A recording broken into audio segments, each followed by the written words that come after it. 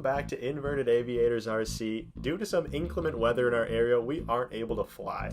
Yeah, today it's 10 degrees out, but it feels like -8, and there's 30-mile-an-hour winds, so that's pretty bad. Yeah, so we went and dug in the archives and found some video of our favorite jet we like to fly, and so we're just going to do a little voiceover talking about the things we like about it and then officially introduce it into our lineup. So what kind of plane do we got here? So we've got the Elite F15 Eagle 64mm EDF jet, and this thing is awesome. 6-channel AS3X and safe, and we used a 4-cell battery on this.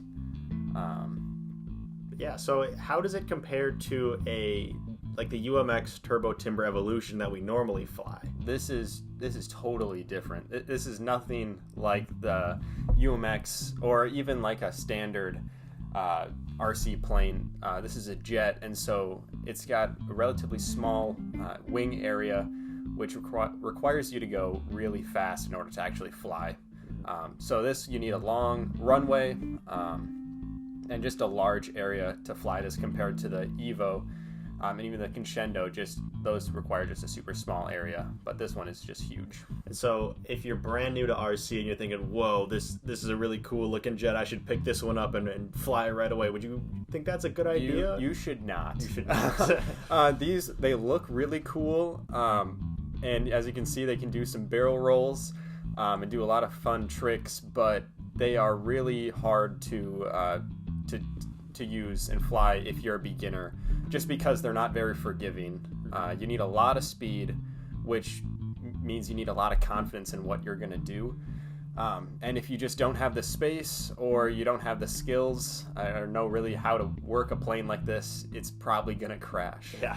And so before you actually purchase this plane, even if you are experienced, we would suggest getting a simulator. I know E-Flight has one, and there's a few different. Real Flight, I think, is the one we use. But you can get this exact plane in that simulator and fly it around to get used to the controls. And then before you port it over into real life, you can get a good feel for how things work. And similar to the simulator, you can see our view here is via a Wolfwhoop WT03 all-in-one camera, which we've used on all of our other planes and all of our other videos.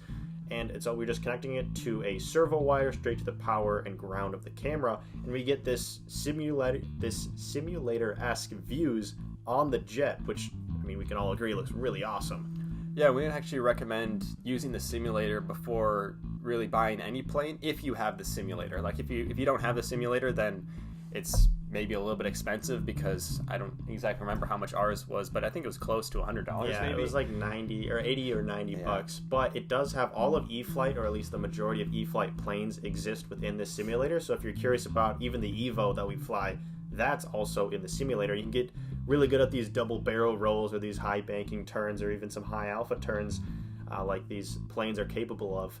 But once you get comfortable in those simulators, it's really fun to go out and fly over the soccer field or the tennis courts or the parking lot like we're doing. And the reason we're at the parking lot instead of the soccer field is that there's this wide open landing strip, because unlike the Evos, which are STOL, short takeoff or landing, these are long takeoff and landing. So there's no word for that, LTOL maybe, but you've got to have the confidence to know when you're going to land and not just, I'm going to land right now and fly into the ground. So you've got to figure that out before you go flying. Yeah, these planes stall a lot easier than the smaller planes, and so you have to remain going pretty fast in the air so that it doesn't just fall out of the sky, really. And which is why you need such a big space to land, is because you have to make an approach. You can't just decide to land anywhere. Yeah, I think in this video you even see an approach turn into just a go around, which we would also recommend if you're new to jets.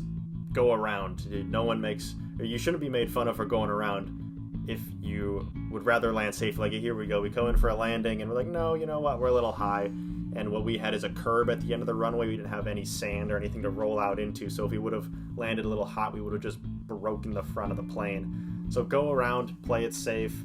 Landing is more fun than crashing, unless you're watching, then I guess it's more up in the air. But yeah, this jet is fun to watch and equally fun to fly. As you can see, as we come into land, you need a lot of space. I don't know the exact math on it, but you'll land and you roll far. Yeah, and this one I probably should have even gone around again because I already used up more than half of the parking lot before I actually decided to land. But yeah, just a lot of runway needed to land. And so us being us, we wanted to modify this plane. So we cut into the wings and we wanted to add flaps because there's an extra channel that you can use because the rudder is only used by the front nose. And we wanted to cut in and add flaps, which might have crow. And as you can see here, we were going to record it. It was going to be really cool and showing how you can slow down. But this plane never got in the air. It turned into a really fast race car. And this is the attempt before takeoff. And the takeoff ended in a crash. So we've got a now broken jet that we are going to make another video on how to fix up, because the ways to fix up that jet is very similar to all of the other planes that you can use as long as they're foam. And so stick around for that. Yeah, we'll show you just a couple of techniques that we have used in the past in order to get these foam RC planes back in the air, because they're really easy with hot glue and some popsicle sticks and some skewers and little hinges. It can be done. There's nothing that's too broken where you can never fix it. Yeah, so thanks for watching this video on the Elite F15 Eagle, and stick around for how we fixed up our broken bird, and we can't wait to see you guys around here again.